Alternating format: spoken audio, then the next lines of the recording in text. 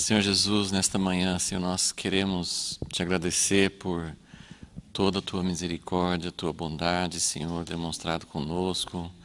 Ó Deus, aquilo que o Senhor tem falado e feito durante todas essas épocas até hoje, o Senhor continua firme no teu propósito, o Senhor continua, ó Deus, não nos abandonando, não desistindo de nós. Isso é sinal da tua grande fidelidade, da tua aliança e da tua misericórdia, Senhor. E nós pedimos que nesta manhã o Senhor venha, ó Deus, falar conosco e nos conduzir, nos puxar pela mão, para que possamos andar de acordo com os teus propósitos, Senhor. Ó Deus, nós queremos ver a tua casa restaurada, queremos ver as coisas funcionando como o Senhor planejou. Quanta coisa bonita, quanta coisa linda o Senhor planejou e preparou, tudo certinho, Senhor, e nós é que temos abandonado e temos deixado aquele padrão maravilhoso, mas nós queremos voltar, queremos ver tudo funcionando como o Senhor deseja. Em nome de Jesus, Senhor, nós pedimos. Amém.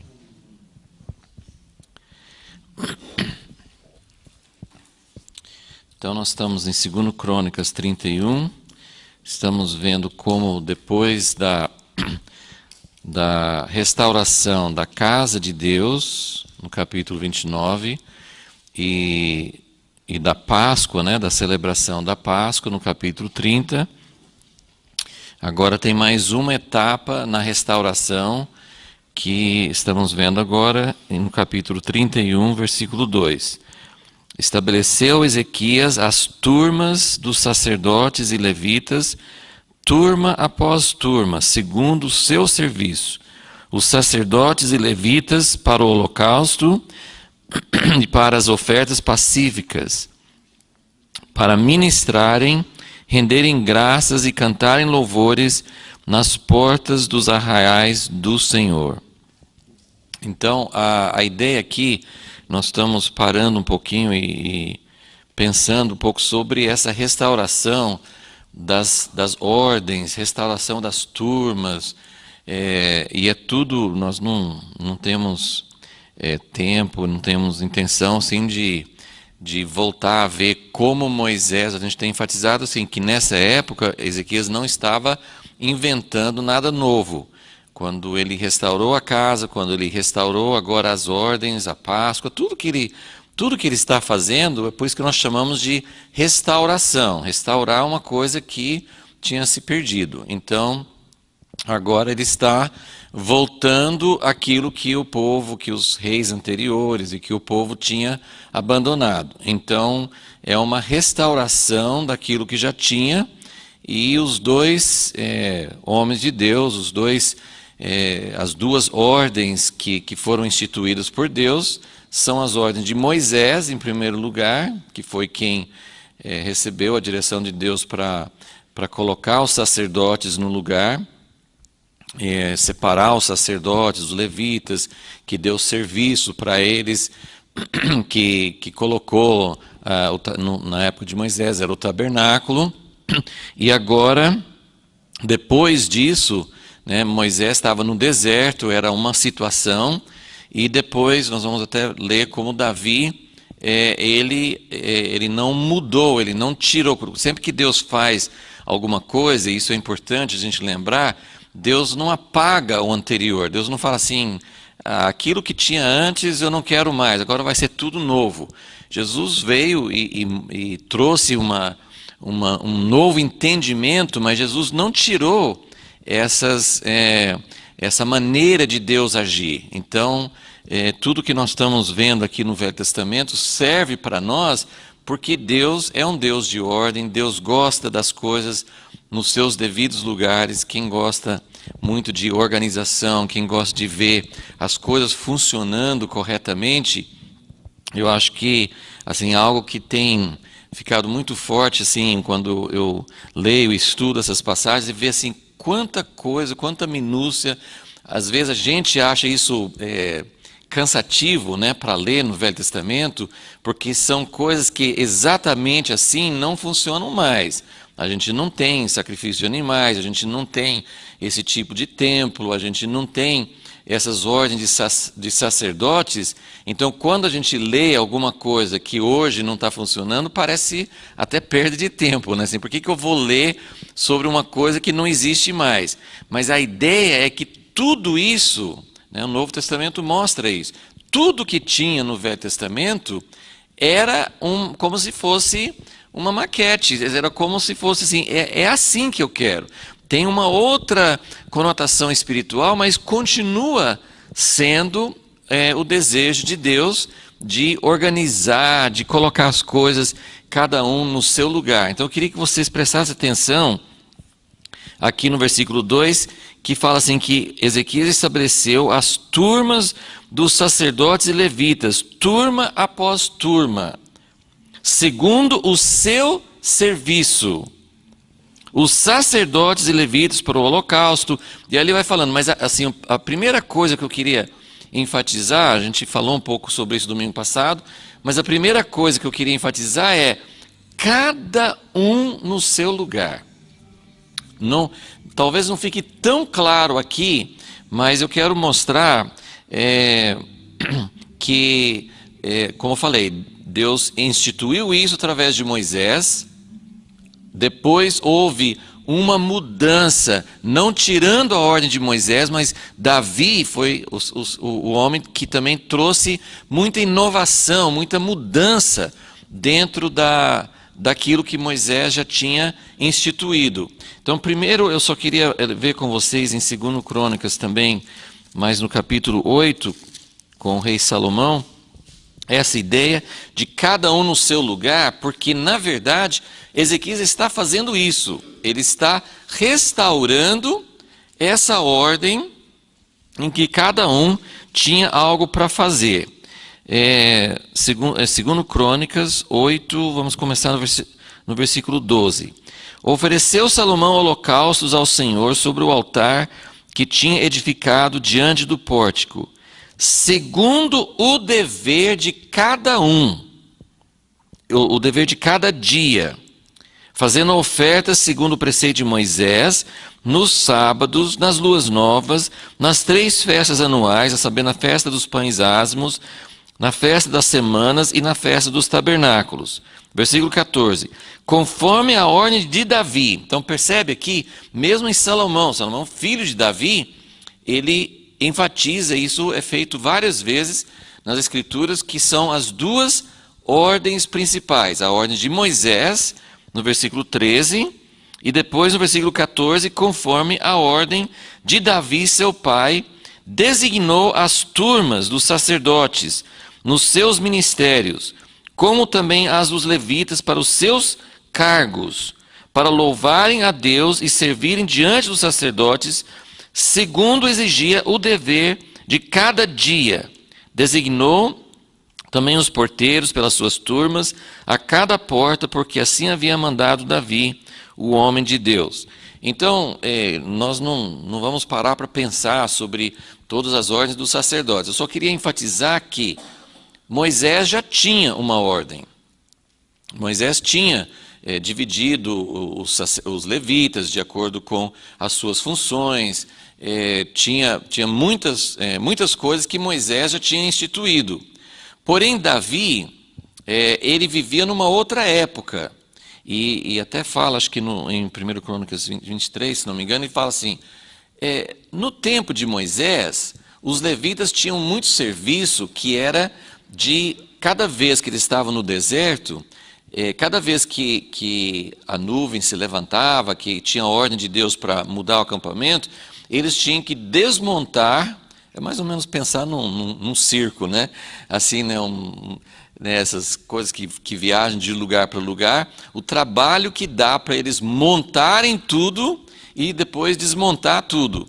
Então, era isso que eles tinham que fazer com todas as casas deles. Eles viviam em tendas, então cada um tinha que cuidar do seu próprio, da sua própria barraca, né, daquilo que tinha, mas tinha esse serviço especial de todo o tabernáculo. Não era uma coisa tão grande, mas tinha muitas peças, tinha muitas coberturas. Se você lê em Êxodo, você vê que o tabernáculo tinha muitas coisas, tinha móveis, tinha peças, tinha todo um cercado, e tudo era feito com encaixes, tem uma descrição de tudo isso. Então, os levitas, eles tinham um serviço de, quando fosse partir, eles tinham que desmontar tudo, e depois, quando ele chegasse no local, tinha que montar tudo de novo.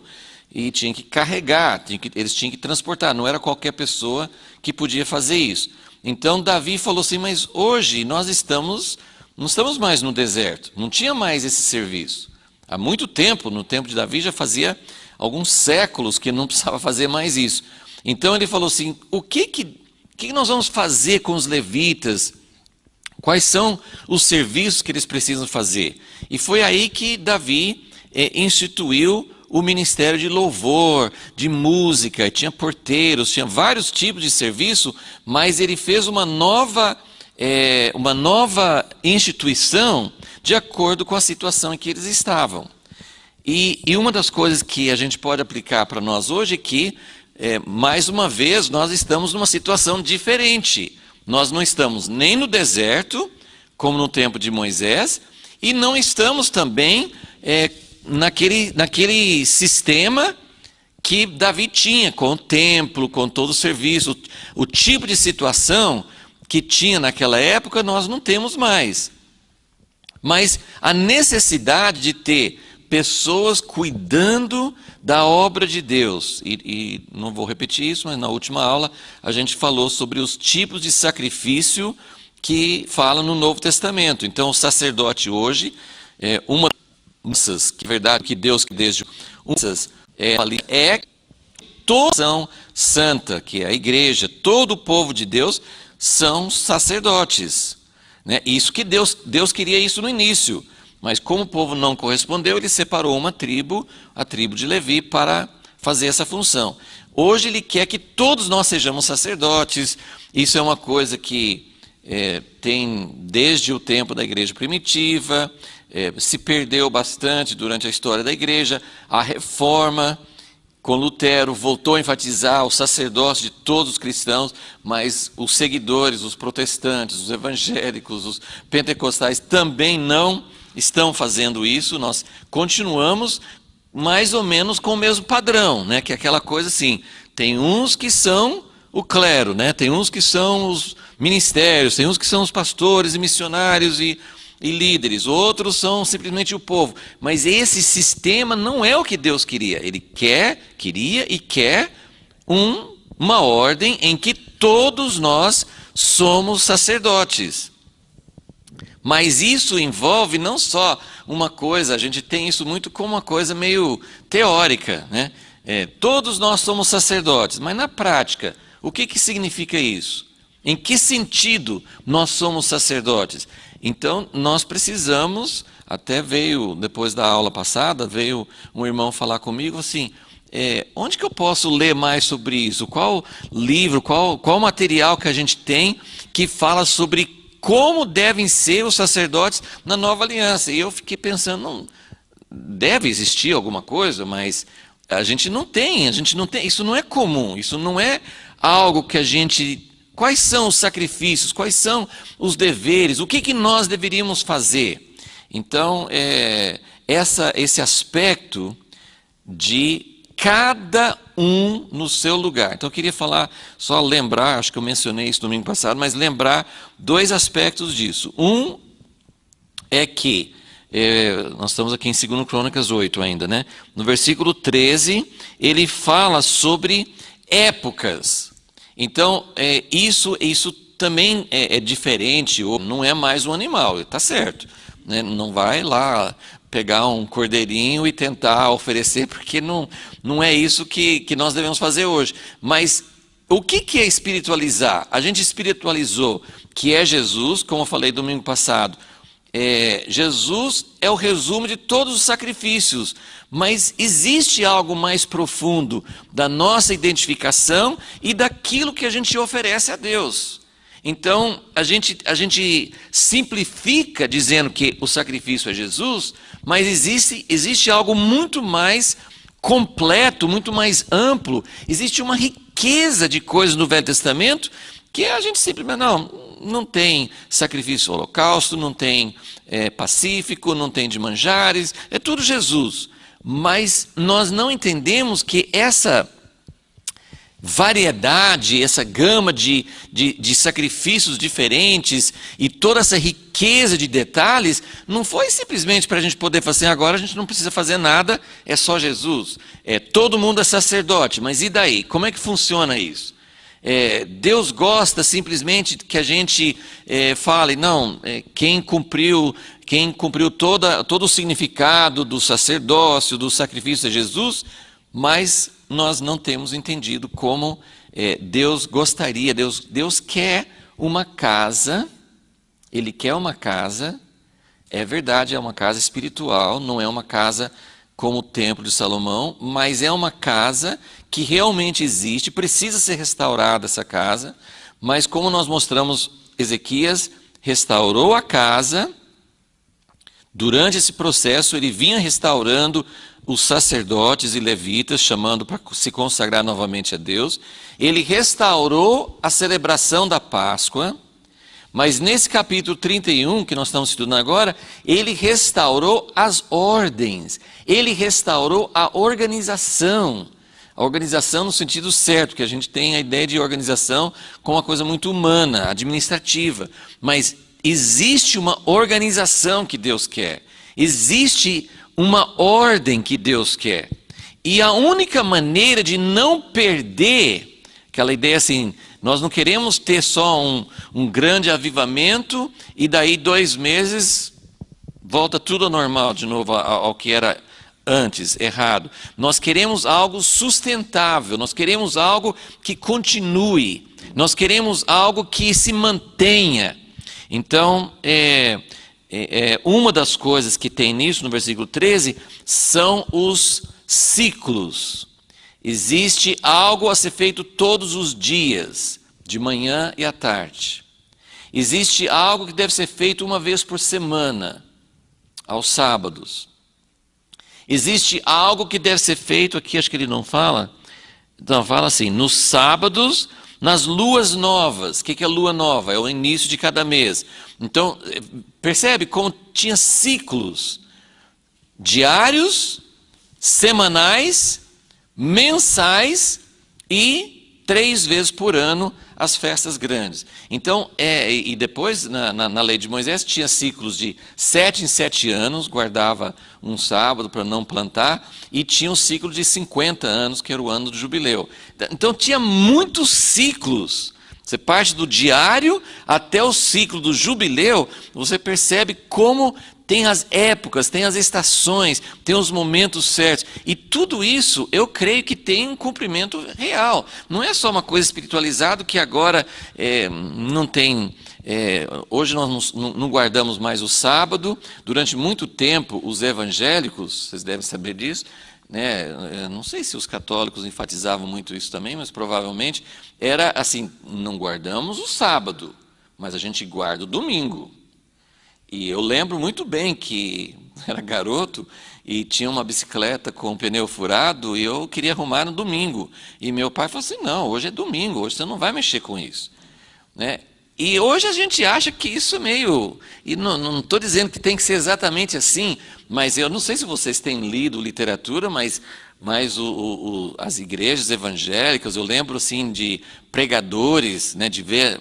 né, no registro assim, de pregações contra o pecado, e um dos pecados que eles citavam eram pessoas que trabalhavam no domingo, né? Assim, então era uma coisa que as pessoas levavam muito a sério. Não, hoje a gente não guarda sábado, hoje a gente não guarda domingo, a gente vem nas reuniões e tal assim, mas se precisar fazer alguma coisa, se precisar fazer uma mudança, se precisar fazer alguma coisa, a gente faz o domingo normalmente. A gente não acha que tem algo especial no sentido assim, é um dia santo. A Bíblia enfatizava muito, é um dia santo, vocês não vão fazer serviço nenhum, é um descanso, é uma coisa sagrada ao Senhor. Eu estou falando, levantando essas coisas, porque eu não sei exatamente como a gente deveria fazer. Eu não acho que realmente é instituir uma lei. Eu não acho que é voltar àquela ideia assim de que tem um dia por semana que é santo e nos outros dias você não ligava muito para santidade, porque às vezes acaba caindo nisso, né? Assim, como o dinheiro, né? 10% de Deus, os 90% eu faço como eu quero. Então, tudo é santo. 7 dias por semana são santos, mas com isso nós perdemos algo muito importante, porque o sábado ele era guardado não só para aquela obrigação, né, porque o sábado, que é um dia de descanso, que devia ser uma bênção para todo mundo, o sábado era visto como uma coisa pesada. A gente tem vontade de fazer as coisas, a gente tem vontade de fazer como todos os dias, e não pode ter aquela coisa sagrada. E a gente até olha para adventistas, para judeus, e coitados, eles ficam muito limitados, eles não podem fazer certas coisas, né? E o sábado devia ser uma bênção, deveria ser um princípio de descanso, porque é uma coisa, é um princípio como os princípios de alimentação, é um princípio saudável. A gente precisa parar, a gente precisa ter meditação, a gente precisa ter silêncio, a gente precisa separar tempo para o Senhor. Entende o que eu quero dizer? Então, eu concordo que hoje a gente não vive debaixo de uma lei para guardar essas coisas, mas nós perdemos também o princípio. Eu estou querendo dizer que em todas essas coisas, nos sacrifícios, nas ordens sacerdotais, nesses ciclos semanais, mensais, tem gente que, né, eu sei que a maioria de nós não pode fazer isso, mas eu acho maravilhoso, às vezes, quando eu vejo alguém falar assim, eu estou tirando um ano sabático, né? Um ano sabático, uau, que coisa, né? Eu não consigo guardar um dia sabático, né? Alguém consegue tirar, né? Às vezes nem é um ano, às vezes as pessoas falam assim, 3 meses, assim, conseguem parar tudo e realmente não é assim, eu tenho um período sabático para meu lazer, mas é um período em que eu separo tempo para Deus, e eu fico meditando, eu fico guardando diante de Deus. Nossas férias às vezes são mais cansativas do que o período, assim, é bom que você muda de ambiente, mas você volta super cansado, né? Perguntei para o Paulo se ele estava voltando e já trabalhando no dia seguinte. Então, as nossas férias nem sempre são descanso, e existe algo que é descanso da mente, descanso das distrações, tempo para Deus.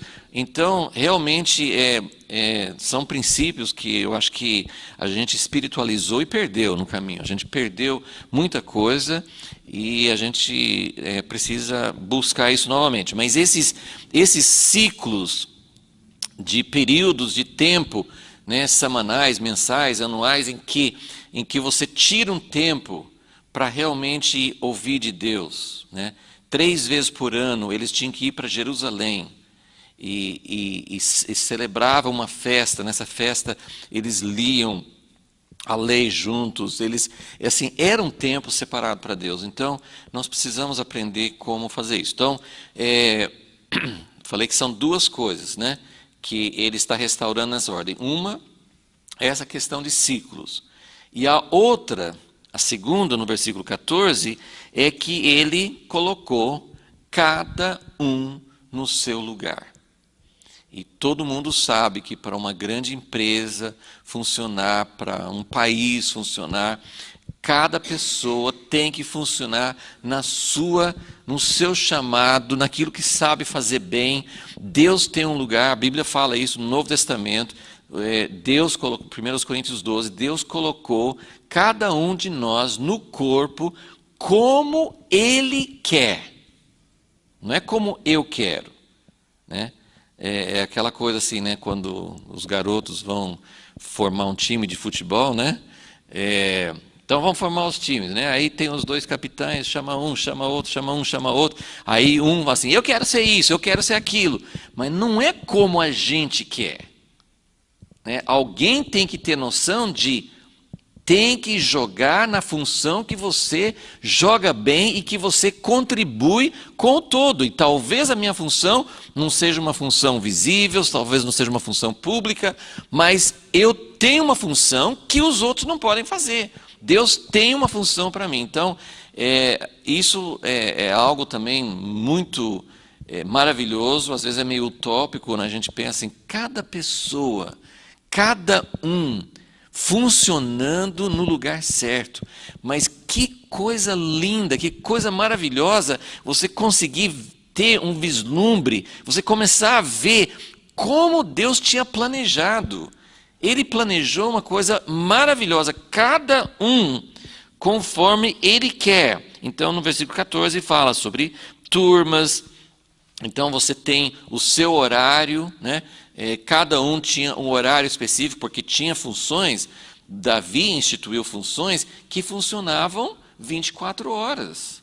Ele tinha louvor diante da arca de Deus, não era para os homens ouvirem. Ele tinha gente tocando e servindo diante da arca, então tinha que ter turnos, obviamente, né? Tinha que ter pessoas, cada um com o seu horário. Então, quando você vê tudo funcionando do jeito que Deus quer, e formando um todo, eu começo a vislumbrar um pouquinho essa ideia de toda a nação, de todo o povo de Deus, nessa época, né, mas tem uma aplicação para nós, todo o povo e todo o sacerdócio e a casa de Deus, tudo funcionando como um relógio, cada um no seu lugar, cada um fazendo algo que fizesse com que Deus se sentisse à vontade, com que Deus sentisse vontade de habitar no meio deles.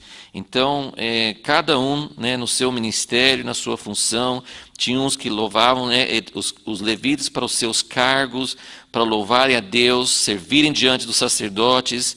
Então tinha um sacerdote que oferecia o sacrifício, mas tinha um levita que ajudava, que auxiliava naquele serviço. Então tudo tinha uma função e um lugar, segundo exigia o dever de cada um. Tinha os porteiros, assim por diante.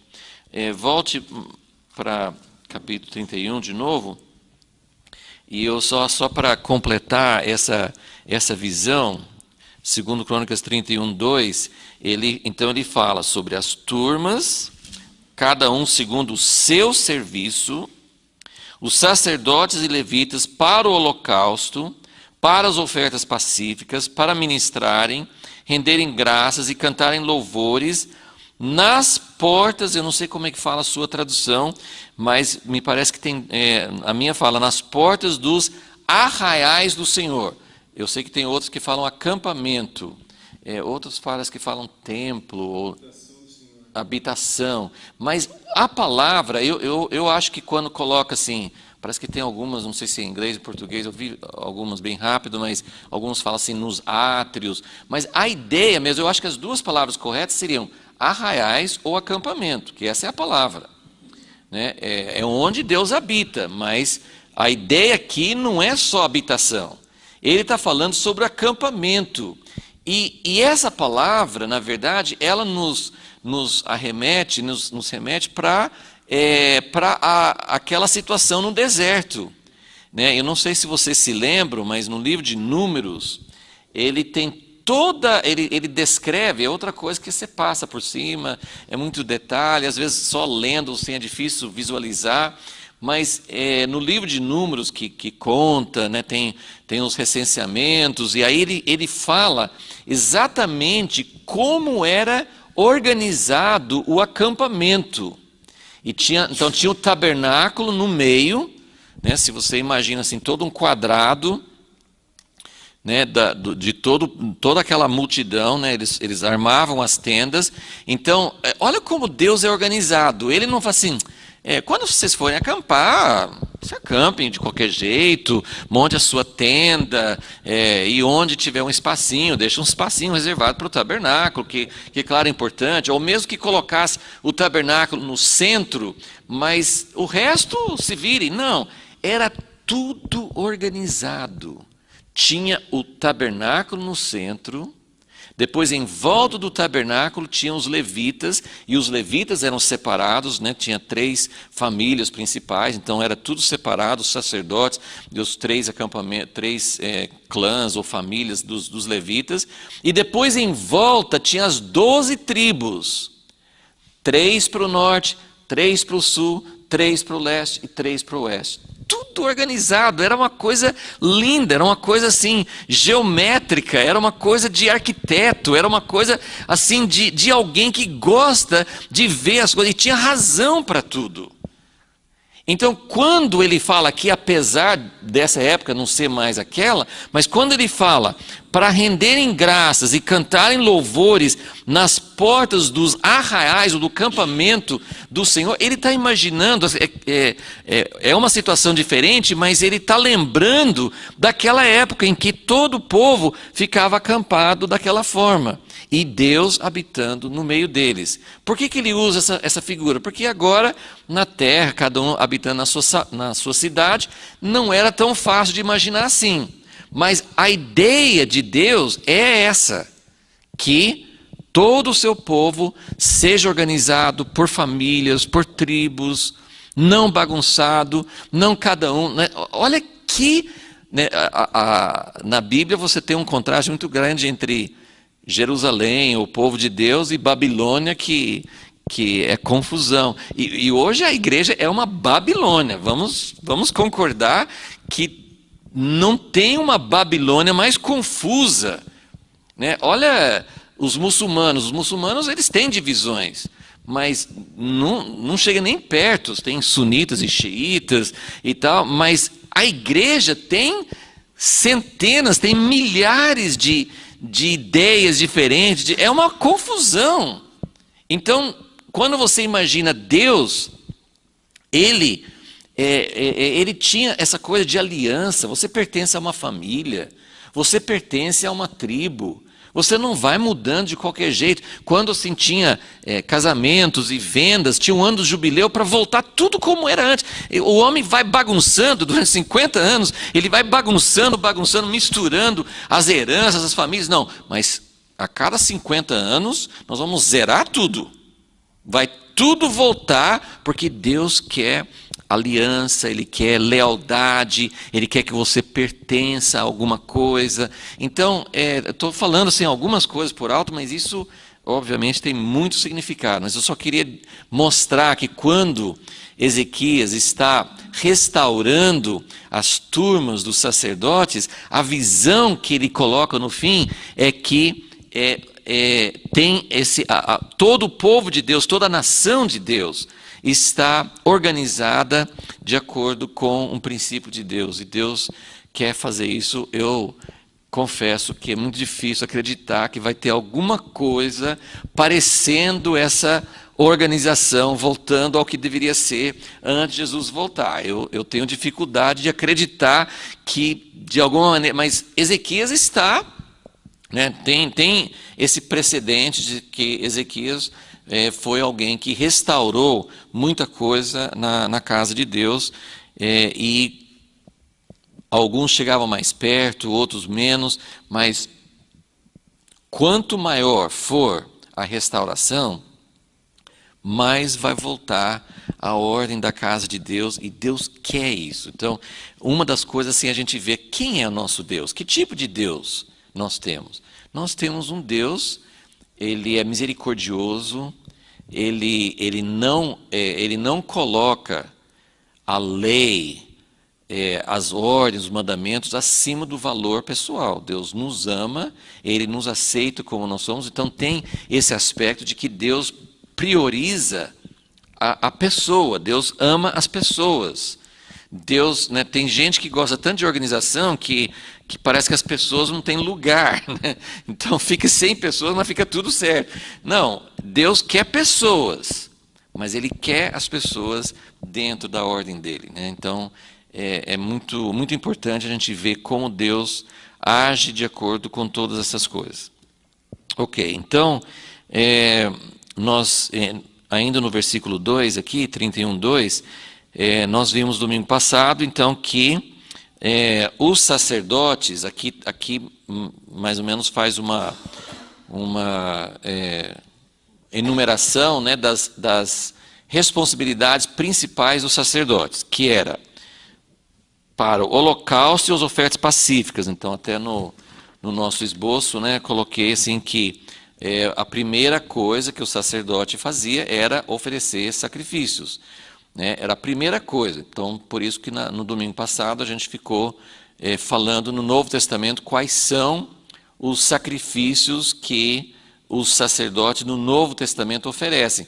E isso é muito, muito importante. Se todos nós somos sacerdotes, 1 Pedro 2, ele fala assim, vocês são um sacerdócio espiritual para oferecer sacrifícios a Deus. Essa é a nossa primeira função, oferecer sacrifícios. E como falei, não é suficiente, é a chave que abre tudo, mas não é suficiente só falar que é Jesus. Nós precisamos entender quais são os sacrifícios que nós devemos oferecer. E nós vimos domingo passado que tem a própria vida, que tem o louvor, várias coisas são citadas, tem ofertas, dinheiro, né, são sacrifícios, a própria vida, né, Romanos 12, as pessoas que são ganhas, porque o sacerdote, ele é uma ponte entre Deus e os outros homens. Então, um dos grandes sacrifícios que deve ser oferecido a Deus são as pessoas que nós trazemos para Deus. Paulo trazia os gentios como sacrifícios a Deus. Então, tem várias coisas que fazem parte das ofertas, dos sacrifícios espirituais que nós oferecemos a Deus. Depois, aqui no versículo 2, continuando, fala assim, para ministrarem, que é todo tipo de serviço, né, todo o serviço da casa de Deus, tudo que tem que ser feito, desde coisas muito manuais, muito humildes, tudo que é feito na casa de Deus é feito pelos sacerdotes e levitas. E depois fala para renderem graças e cantarem louvores nas portas do acampamento do Senhor. No Novo Testamento já coloca ações de graças e louvor como um dos sacrifícios. E aqui mesmo no Velho Testamento já coloca também, né? Daqui a pouquinho nós vamos ler uma passagem que vai exemplificar isso. E depois, no versículo 4, fala assim, além disso ordenou ao povo, aos moradores de Jerusalém, que desse a parte dos sacerdotes e dos levitas, para que pudessem dedicar-se à lei do Senhor. Então, essa era a terceira, vamos dizer, pelo menos aqui nessa lista, a terceira coisa que o sacerdote fazia, ele se dedicava à lei do Senhor, ok? Então, primeiro, só quero abrir com vocês em 1 Crônicas 16, vamos ver como Davi instituiu esse segundo ministério. Então, o primeiro era todo tipo de sacrifício. O segundo era um tipo especial de sacrifício. No Velho Testamento tinha uma distinção mais clara, porque todos os sacrifícios eram animais ou oferta de manjares, né, coisas que se ofereciam a Deus. E depois, mas a partir de Davi, tinha também essa função sacerdotal, que é de oferecer louvores e ações de graças. E eu falei domingo passado que a gente não dá muito valor, a gente como todas as coisas, a gente tende a fazer meio que mecanicamente. Muito obrigado, Senhor, por mais um dia, muito obrigado por tuas bênçãos. E daí a gente já passa para o que interessa mesmo, né? Que são nossos pedidos ou outra coisa assim. Então, para eles, esse é o centro. É o centro. E eu tenho falado, né, várias vezes que nós estamos presenciando hoje uma restauração, é um movimento mundial.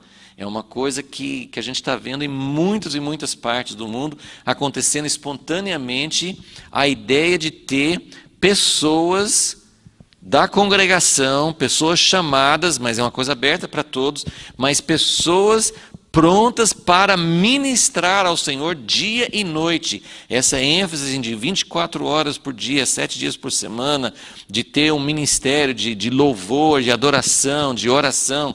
Então, isso está voltando, né, um cumprimento daquilo que tinha com Davi. E então, uma das coisas, né, a gente vê assim, essas coisas, às vezes, para nós, na nossa natureza carnal, eu lembro de pensar assim, né? Porque no Apocalipse tem um lugar que fala assim, que os 4 seres viventes não têm descanso. Assim, caramba, aí deve ser duro, né? Não tem descanso, nem de dia e nem de noite. Santo, santo, santo. Gente, deve ser um negócio duro, né? Ficar falando 24 horas por dia. Mas não é duro. Por que eles falam santo, santo, santo? Porque eles olham para a magnitude, para a grandeza, para a beleza de Deus e não conseguem falar outra coisa. E é algo que flui, é algo que é espontâneo. Não tem descanso naquele sentido assim. É algo que flui continuamente. Então não é uma tarefa, não é uma coisa dura, né? É uma coisa maravilhosa, mas a gente realmente, eu confesso que até hoje, para mim é algo que eu não consigo vivenciar, né? A gente tem pequenas medidas, tem pequenos momentos em que a gente sente isso. Mas então vamos em 1 Crônicas 16, vamos ver como Davi ele começou esse ministério, e vamos ler aqui praticamente o capítulo todo. Eu queria ver com vocês para a gente entender um pouco mais essa função que era tão importante, que foi uma restauração grande que Ezequias fez, e sempre quando fala de restauração, fala de voltar àquilo que Davi instituiu. E aqui é mais ou menos, não é mais ou menos, aqui é onde começou, né? E qual que é o contexto? Só lembrando, Davi se tornou rei. Quando ele se tornou rei, o tabernáculo, né, não tinha sido construído o templo ainda. Então estava o tabernáculo ainda, né, lá assim para servir a Deus, para oferecer o sacrifício. Só que o tabernáculo estava com um problema sério. Qual era? Quando Davi se tornou rei, tinha um problema muito sério sobre o tabernáculo. O tabernáculo estava lá, não estava em Jerusalém, que quando Davi se tornou rei nem tinha Jerusalém nas mãos dele. Então ele conquistou Jerusalém, e aí depois que ele conquistou Jerusalém, ele viu, ele lembrou, ele soube, né, ele sabia já, né, que tinha um problema muito sério sobre a casa de Deus. Que o tabernáculo estava numa cidade próxima, né, chamada Gibeon, mas o tabernáculo, que tinha várias coisas, mas que o centro do tabernáculo era o Santo dos Santos, o tabernáculo, o Santo dos Santos, estava vazio. Não tinha arca lá. Que desde o tempo de Samuel, né, teve aquela história que eles foram levar a arca na batalha contra os filisteus tomaram a arca, depois, né, Deus foi operando para que os filisteus não conseguissem ficar com a arca foi trazida de volta, mas nunca mais voltou para o tabernáculo. A arca ficou fora, e somando os anos, ele vai dar quase 90 anos, me parece, uma coisa assim, que a arca ficou fora, porque ficou todo o tempo, Samuel ainda era criança, então tinha um resto do tempo de Samuel, o resto do tempo de Eli, antes de Samuel, depois todo o tempo que Samuel julgou, foi juiz de Israel, os 40 anos de Saul. Então, se somando tudo, ele vai dar uns 90, não dá para saber assim exatamente, mas é em torno de 90 anos que a arca ficou fora do tabernáculo. Então, eles ofereciam sacrifícios no tabernáculo, mas não tinha arca. Então, essa era uma parte muito central, muito importante. Então, Davi, todo mundo acho que lembra disso, que Davi, uma das primeiras coisas que ele fez, primeiro ele conquistou Jerusalém, e depois ele falou assim, vamos trazer a arca, e ele trouxe a arca da maneira errada, um cara morreu, e aí ele foi entender como é que tinha que fazer, e aí ele, no capítulo 15, ele trouxe a arca para Jerusalém. Então, logo depois de trazer a arca para Jerusalém, então ele trouxe a arca, e é interessante, ele não trouxe a arca para o tabernáculo. Ele trouxe a arca estava na casa de um levita, mas ele trouxe a arca para Jerusalém. Ele não trouxe ele não colocou no lugar lá. Não sei o que estava na cabeça dele, se ele já ia fazer outra coisa, porque ele só foi pensar sobre fazer a casa para Deus mais tarde. Então ele trouxe a arca para Jerusalém, armou uma tenda, que não era, Deus nunca tinha falado para armar uma tenda separada, não tinha essa ideia, mas ele fez uma tenda em Jerusalém, e aí agora ele tem dois lugares. Ele tem a arca em Jerusalém e ele tem o tabernáculo numa outra cidade perto de Jerusalém. Mas era uma outra cidade. Então ele tem dois lugares. Ele tem o tabernáculo e ele tem a arca. Mas tudo isso aí tem várias implicações. O que eu quero que vocês vejam aqui, que nesse momento foi que ele instituiu. Depois ele vai organizar mais, mas nesse momento ele institui o ministério sacerdotal e levítico de ministrar a Deus, que é essa ideia que nós estamos falando. Não tinha no tempo de Moisés. Moisés não tinha instrumentos musicais, ele não tinha um ministério de louvor, de dar graças a Deus. Então isso não era uma função sacerdotal, isso não tinha uma coisa organizada para fazer isso, né?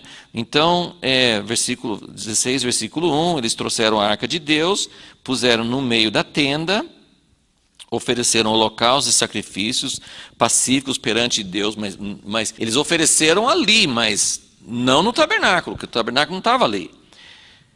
Tendo Davi acabado de oferecer os holocaustos, abençoou o povo, versículo 3, repartiu, etc. Versículo 4. Designou alguns dos levitas para ministrarem perante a arca do Senhor. Para essa tradução aqui, nesse caso, para fazerem petições, parece que não corresponde ao sentido original, realmente é para celebrar, para fazer celebrações ou para recordar o que Deus tinha feito, para louvarem e exaltarem ao Senhor Deus de Israel. Aí tem Asaf, tem os nomes deles, tem os alaúdes e as harpas, os símbolos. Versículo 6, tinham sacerdotes que deviam tocar trombetas continuamente. Esse continuamente também, eu estava vendo que significa assim, era em momentos, em épocas certas, né, eles tocavam as trombetas, que era o shofar, né, perante a arca da aliança de Deus. Versículo 7, nesse mesmo dia, Davi entregou a Asaf e seus irmãos pela primeira vez. Olha que interessante. Então, isso significa algo especial está começando aqui. Pela primeira vez, o seguinte salmo de ações de graças ao Senhor. E aí tem um salmo que nós vamos ler rapidinho aqui agora, mas na verdade esse salmo, tudo que vai seguir aqui até o versículo 36, são pedaços de pelo menos 3 salmos diferentes, né? Salmo 105, depois tem mais pedaços de outros salmos, né? Eu não sei se esses salmos já existiam, enfim, a gente não sabe muita história de como isso aconteceu. Mas o importante é que eu queria que vocês vissem nessa primeira instituição, nessa primeira, assim, está começando uma ordem. E lembrando então, Ezequias restaurou as ordens sacerdotais para fazer 3 coisas: oferecer sacrifícios, segundo, oferecer ações de graças e louvores a Deus. Então aqui nós estamos vendo, se ele restaurou a ordem de Davi, ele está restaurando isso aqui, foi isso que... Depois, mais para frente, em 1 Crônicas, tem outras coisas explicando como Davi organizou essas ordens e tal, mas eu queria que vocês vissem essa ideia, porque, como eu falei assim, ficar falando santo, santo, santo, será que não é uma coisa assim, vazia, mecânica? Não, assim, nós vamos ter ordens sacerdotais para oferecer ações de graças a Deus. Claro que tem coisas infinitas para você agradecer a Deus.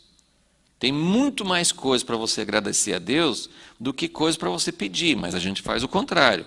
A gente agradece pouco e pede muito. Mas tem muito mais coisas para a gente agradecer. Mas a gente tem dificuldade, você não tem? Tente fazer isso. Fazer agora por 1 hora, não estou falando 24 horas, por 1 hora... não, vamos começar pequeno. Por 15 minutos eu só vou agradecer. depois de 30 segundos ou minutos, você já começa a perder, assim, né? Que mais que eu falo, né? Que mais que eu falo? Então, eu queria que vocês vissem aqui um exemplo, né? O que era para fazer quando eles agradeciam a Deus, né? Então, eu acho que esse modelo pode ajudar a gente. Claro que Deus é sempre novo, Ele inova, Ele cria, não é necessário a gente fazer exatamente igual, mas os modelos do que Deus fez no início nos ajudam a entender o que está envolvido em... Porque ele fala assim, pela primeira vez Ele deu a eles o seguinte salmo de ações de graças ao Senhor. Então vamos ler e vamos ver, eu vou ler... acho que sem comentários no início, assim, eu quero que vocês acompanhem essa leitura e pensem o que ele está fazendo aqui nesse salmo de dar graças ao Senhor. Qual o conteúdo? Porque é um salmo que tem, né, vários versículos, né, não é um tão longo, mas não é tão curto também. Então vamos ver o que ele fala aqui. Versículo 8, rendei graças ao Senhor, invocai o seu nome, fazei conhecidos entre os povos os seus feitos. Cantai-lhe, salmodiai-lhe, atentamente meditai a respeito de todas as suas maravilhas. Gloriai-vos no seu santo nome, alegre-se o coração dos que buscam ao Senhor. Buscai o Senhor e o seu poder, buscai a sua face continuamente. Lembrai-vos das maravilhas que fez, dos seus prodígios e dos juízos da sua boca. Vós, semente de Israel, seus servos, vós, filhos de Jacó, seus eleitos, Ele é o Senhor nosso Deus, em toda a terra estão os seus juízos. Lembrai-vos perpetuamente da sua aliança, da palavra que prescreveu para 1000 gerações, da aliança que fez com Abraão, do seu juramento a Isaque, qual também a Jacó ratificou por estatuto, e a Israel por aliança eterna, dizendo: a ti darei a terra de Canaã, quinhão da vossa herança, sendo vós em pequeno número, poucos homens estrangeiros nela, andando de nação em nação, de um reino para outro povo. Ninguém permitiu que os oprimisse, ninguém permitiu que os oprimisse. Por amor deles repreendeu reis, dizendo: não toqueis os meus ungidos, aos meus profetas não façais mal. Cantai ao Senhor em toda a terra, anunciai de dia em dia a sua salvação. Proclamai entre as nações a sua glória, entre todos os povos as suas maravilhas. Pois grande é o Senhor, muito digno de louvor, mais temível do que todos os deuses.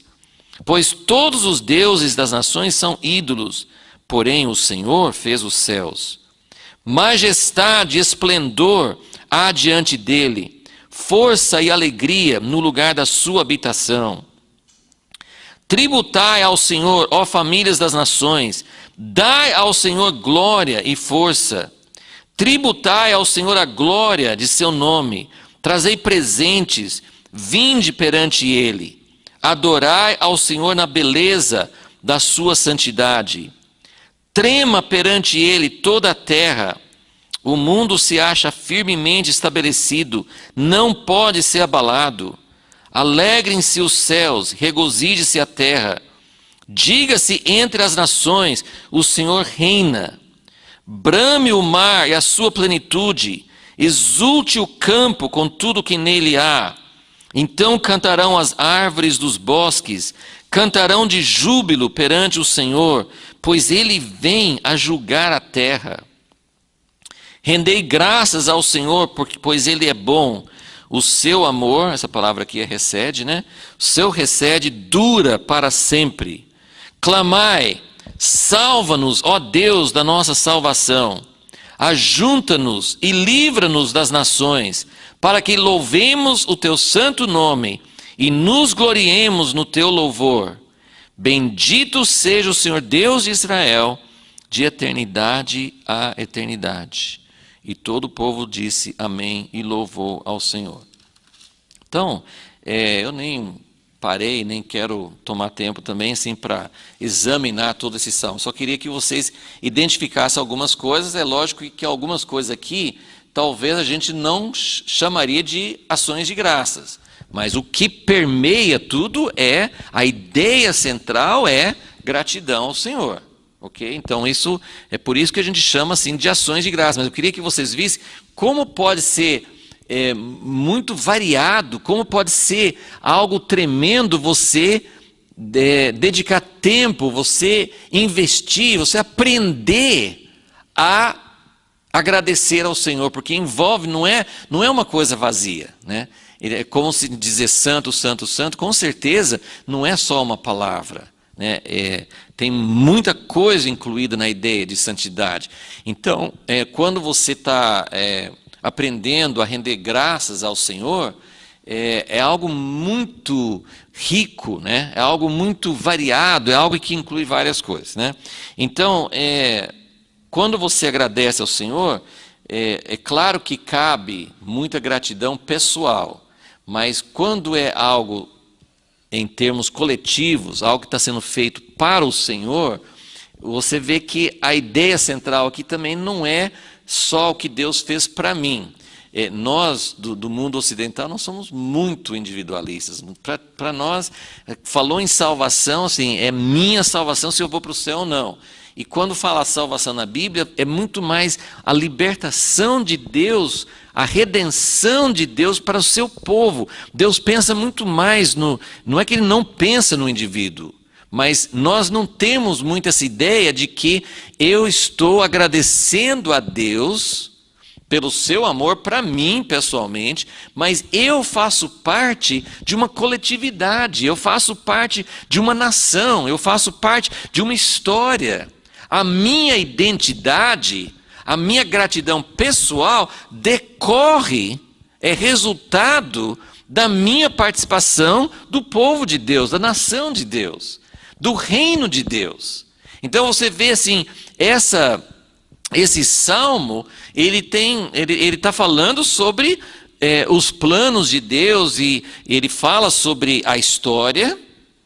Ok, você viu? Assim, ele fala sobre Abraão, Isaac, Jacó, ele fala sobre as alianças de Deus, ele fala sobre a terra de Canaã que Deus prometeu. Então são coisas específicas para um povo, para uma nação, mas ele fala muito mais do que isso. Ele fala sobre Deus ser rei sobre toda a terra. Vocês notaram? É muito assim, a ideia dessa gratidão a Deus é aquilo que Deus vai fazer em toda a terra. Então, a gratidão a Deus, as minhas ações de graças para Deus, tem muito mais a ver com o grandioso plano de Deus para alcançar toda a humanidade, para restaurar toda a terra. Ok? Então, essa perspectiva da nação e da terra como um todo. Isso é muito importante entender. Você vai achar isso muito nos Salmos, né? Se você lê os Salmos, isso aparece sempre. Você quer achar um lugar no Velho Testamento para você entender que Deus, o reino de Deus, que não tem essa expressão em si no Velho Testamento, reino de Deus, que Jesus usou no Novo. Mas se você quer achar o reino de Deus no Velho Testamento, um dos melhores livros para você ler é o livro de Salmos, porque ele exalta muito Deus como aquele que reina sobre toda a terra.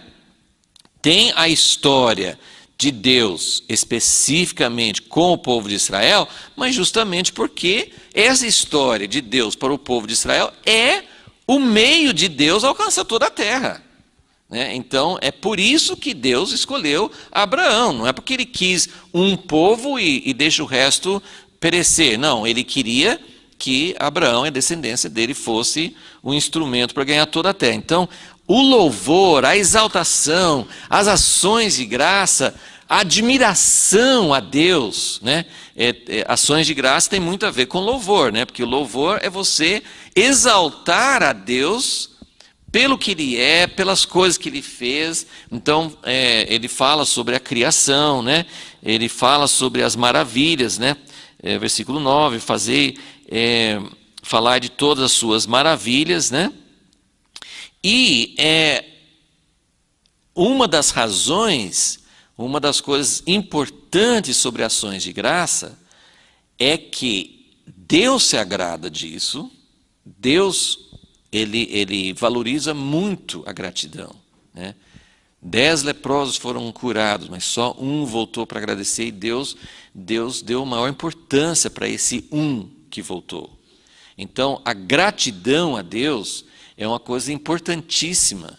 A pessoa que não é agradecida corre um sério risco de Deus não continuar abençoando, né? Assim, se você quer continuar na bênção de Deus, no fluir de Deus na sua vida, quando, né, todos nós passamos por momentos em que Deus está abençoando, né, tempo das vacas gordas, né, tempo que as coisas estão acontecendo, e todos nós também passamos, é necessário, né, você nunca vai evitar o tempo de não ter fartura, de não ter toda a provisão que você acha que você gostaria de ter, mas uma das maneiras de realmente se manter dentro da provisão e da bênção de Deus é ser grato, né?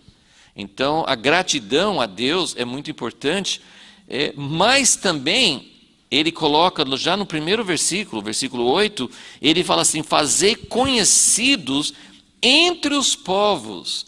Então, a gratidão agrada o coração de Deus, mas a gratidão é uma das coisas que glorifica a Deus e é uma coisa que deve ser pública, né? Porque ele fala assim, é para você falar das coisas grandes que Deus tem feito para todos os povos, né? Essa é um dos grandes objetivos de Deus ter um povo especial na terra, é que esse povo engrandeça a Deus e torne Deus conhecido de todos os povos, né? Então ele fala da história da nação, e ele fala da história também de Deus em toda a terra. E a outra coisa que entra nas ações de graça é agradecer a Deus pelo que Ele é, pelo que Ele fez, pela sua fidelidade na história. Mas a gratidão começa a profetizar, você começa a agradecer a Deus pelas coisas que ainda vão acontecer. Então isso é outro aspecto assim que você começa a notar, que ele fala vários versículos em seguida assim da história de Israel e de anunciar, né, o que Deus tem feito, mas ele começa a falar assim de novo, versículo 24, para proclamar entre as nações, entre todos os povos, suas maravilhas. Ele compara o Senhor Deus com todos os outros deuses que na verdade não existem, que só o Senhor fez os céus. Ele começa a falar assim da majestade. Versículo 27 você agradece a Deus você começa a ver como Deus é grandioso, como Ele é majestoso, como Ele é perfeito em todos os seus caminhos. Então, tudo isso aí é motivo de gratidão, né? Você agradece a Deus pelas coisas que Ele é. Mas aí, versículo 30, ele começa a profetizar. Então ele fala: trema perante Ele toda a terra, o mundo se acha firmemente estabelecido, não pode ser abalado. Alegrem-se os céus, regozije-se a terra, diga-se entre as nações, o Senhor reina. O Senhor já reina, mas Ele está olhando para o reino futuro que vai trazer restauração. E aí ele fala, versículo 32, sobre bramir o mar, sua plenitude, exulte o campo. E algumas pessoas... Meu pai mesmo teve ele contava de várias experiências, mas várias pessoas tiveram experiências de ver um pouquinho, né? Lógico que eu acho que a gente nunca consegue ver como vai ser, mas de ver a natureza, as árvores, os campos, né? Os animais, você começa a ver tudo numa outra luz. Você começa a ver como sendo vivo, e tem muitas passagens na Bíblia, profetas e salmos, que falam de árvores batendo palmas, e a gente acha que isso é uma coisa meio poética só, né? Mas vai lê os livros de C.S. Lewis e os filmes de C.S. Lewis, você vai ver que ele também tinha essa visão, e quem leu a biografia de C.S. Lewis é uma coisa impressionante, que antes dele se converter, ele tinha uma experiência que ele chamava assim de alegria, né? A biografia dele, a autobiografia, chama Surpreendido pela Alegria. E ele chama alegria, ele tinha experiências como garoto, e depois em outros momentos, assim, sempre em relação à natureza, é como se ele tivesse tirado o véu, ele não era convertido ainda, e ele via aquilo como vivo, e sentia um gozo, uma alegria, era uma coisa diferente. E aí ele disse, era uma coisa assim de segundos. Ele via e sumia. E aí ele ficava buscando. E ele queria assim repetir, sabe assim, se ele tinha visto, primeira vez, ele viu um jardinzinho dentro de uma jardineira, uma caixinha. E aquilo era tão perfeito e tão bonito assim, parece que aí ele queria voltar e ter a mesma experiência de novo. É como a gente quando, sei lá, não tem uma coisa assim que quando você canta um louvor, aquilo toca no seu coração de um jeito especial, aí no outro dia você fala assim, deixa eu apertar o botão de novo, deixa eu fazer a mesma coisa de novo, e não, às vezes repete assim um pouquinho, mas geralmente passa, e você canta aquela mesma música que você teve uma experiência com Deus, ou mesmo texto bíblico, sei lá, alguma coisa que você experimenta e não volta, mas é aquilo, é um contato com Deus. E C.S. Lewis, ele ficava procurando, e a vida dele era uma busca, até que um dia ele achou realmente a fonte, né, da alegria. Mas eu só queria assim, essa descrição aqui, isso gera ações de graça, e o que eu quero dizer é, você agradece a Deus pelo que Ele já fez, e isso envolve muitas coisas, assim, a criação de Deus, a perfeição. Ele fala assim, os teus juízos estão em toda a terra. O que quer dizer isso? Os juízos de Deus são as ordens de Deus, as decisões. Juízo, né? O juiz, ele emite um juízo.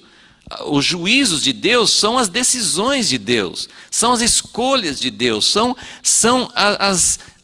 aquilo que Deus fez para reger o universo, as estrelas nas suas órbitas, tudo acontecendo, os átomos, tudo funcionando certo. Os juízos de Deus, a beleza de Deus estão em toda a terra. E você vê o que Deus já fez, mas essa natureza caída, que Romanos 8 fala que toda a criação geme e suporta angústias, aguardando a manifestação dos filhos de Deus. Então, toda a criação, que é bonita, você pode louvar, agradecer a Deus por tudo que Deus fez. Você pode sair à noite, se você conseguir algum lugar, né, na cidade, né, para ver o céu. Se você pode sair à noite e ver as estrelas, não é uma coisa que causa... Eu não sei de uma coisa que me afeta mais do que olhar para um céu estrelado assim e começar a falar com Deus debaixo do céu. Assim, é uma coisa maravilhosa que a gente quase não consegue fazer aqui, né? Mas tudo que você está vendo está ainda um pouco assim, a gente tem um véu nos nossos olhos, a gente não consegue ver as coisas do jeito que Deus fez, mas a natureza está doente, né? Os rios estão doentes, o ar está doente, as espécies de animais estão sumindo, a natureza está doente. E aqui está falando, alegrem-se os céus, regozije-se a terra, porque o Senhor reina. Brame o mar, cantarão, cantem as árvores dos bosques, cantarão de júbilo perante o Senhor, pois Ele vem para julgar a terra. Tudo bem, Ele vai julgar os pecadores, mas esse julgar Ele vem para ser aquele que vai dar as ordens. O julgar não é uma coisa ruim. O julgar é uma coisa assim, que Ele vai fazer a natureza e as coisas seguirem, Ele vai fazer como Ezequiel, Ele vai colocar as coisas dentro dos seus devidos lugares, Ele vai restaurar, Ele vai criar coisas novas. Eu sei que nós temos que cuidar da criação, e eu fico triste quando eu ouço tais espécies estão em extinção, tais espécies já foram extintas, a gente fala, nunca mais. Não, graças a Deus não é nunca mais. O mesmo Deus que gerou toda a natureza, Ele vai fazer com que as espécies sejam criadas novamente. Muita coisa que os estudiosos falam assim, que a maior parte das espécies, não é 90%? Ela estava lendo assim um livro científico, né, que fala assim que a maioria das espécies que já existiram, 90% já foram extintas. Quando eles olham os fósseis e as evidências de espécies passadas. Então, gente, é como alguém falar assim, você usa 10% do seu cérebro. Você usa 10%, sendo que nosso corpo renovado não só vai usar o 100%, mas vai ter muito mais do que essa capacidade que nós temos hoje. Então o Senhor vem para julgar a terra. E aí ele fala, 34, rendei graças ao Senhor, pois Ele é bom, o seu recede, a sua fidelidade, a sua aliança dura para sempre. Ele não vai desistir. Ele não vai desistir do plano, Ele não vai desistir da fidelidade, Ele não vai desistir da gente. Ele vai fazer. Então, gente, vocês estão vendo que ações de graças é uma coisa muito mais ampla do que a gente pensava? Muito mais ampla, isso é maravilhoso. Você rende graças, você dá graças a Deus por tudo que Ele fez, mas você começa a ver também tudo que Ele vai fazer. E é isso que Ele está fazendo. E Ele ainda fala no versículo 35, sendo que isso aqui também é uma profecia. Ele fala assim, salvai-nos, ó Deus, da nossa salvação, ajunta-nos e livra-nos das nações, para que louvemos o Teu santo nome e nos gloriemos no Teu louvor. Ele ainda fala assim da restauração que Deus vai fazer do povo de Deus. Então, é maravilhoso. Semana que vem a gente continua, mas isso fazia parte. Então a gente vê que render graças ao Senhor, ser grato a Ele e ter algo, realmente essa restauração que Deus está fazendo, de levantar pessoas dedicadas e a igreja começar a se envolver em turnos de cânticos e de louvor a Deus e oração, isso é algo que faz parte da ordem de Deus para nós. Senhor Deus, nós te agradecemos, porque realmente nós nem começamos a entender o que é servir na Tua presença como sacerdotes. E o Senhor deseja, o Senhor anseia, ó Deus, por esse povo organizado, cada um na sua função, cada um servindo a Ti. Nenhum de nós é capaz de fazer isso sozinho. Cada um aqui pode ter um desejo renovado de servir a Ti, de oferecer sacrifícios, mas nós sabemos que sozinhos nós não vamos conseguir isso.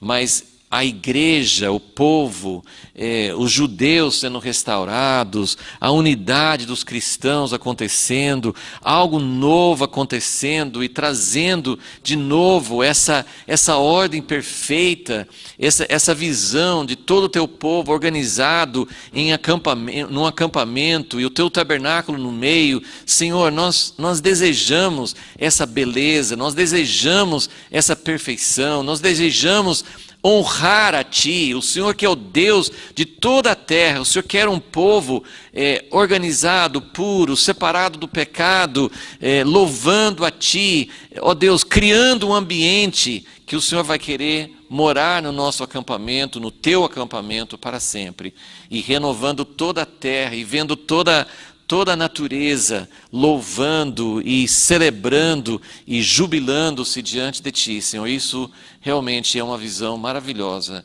e nós Te agradecemos porque o Senhor vai fazer isso.